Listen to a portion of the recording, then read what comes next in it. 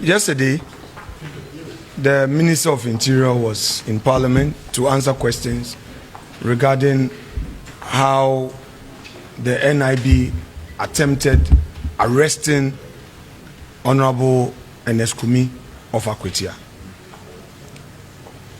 We found it very strange that the minister justified the actions of the National Investigation Bureau.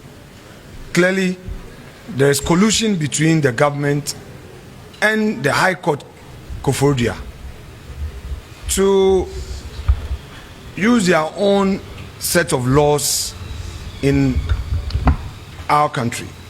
How can the minister tell us that the court order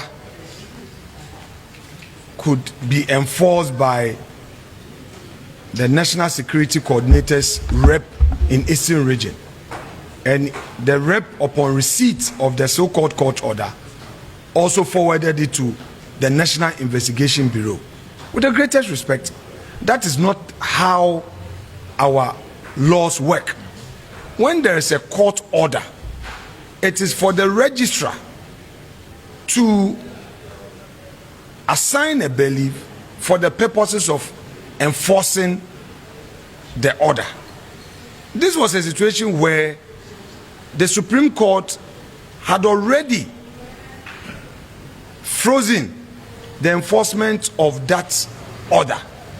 So for a week after the ruling of the court, to hear that now state security operatives were harassing the member of parliament in his constituency, but for the intervention of his constituents, they were armed with pickup vehicles, and in fact they actually pulled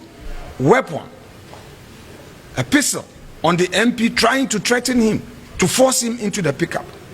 I think that the NDC government must know that this country is a country of rule of law, and I can assure the government that today a question will be filed for the Attorney General to come and answer the circumstances leading to the judiciary in Eastern Region, the High Court in Eastern Region, colluding with the National Security Coordinator, and for that matter the NIB, to attempt enforcing an order, which order the higher court, the Supreme Court, had already placed on ice.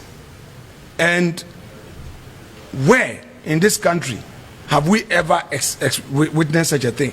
And for the first time, the minister was justifying that it was right, because when a state security official becomes aware of a court order, it is within that state security official's right and mandate to enforce a court order. I've never heard this before, and we are not going to rest on this matter. Thank you very much.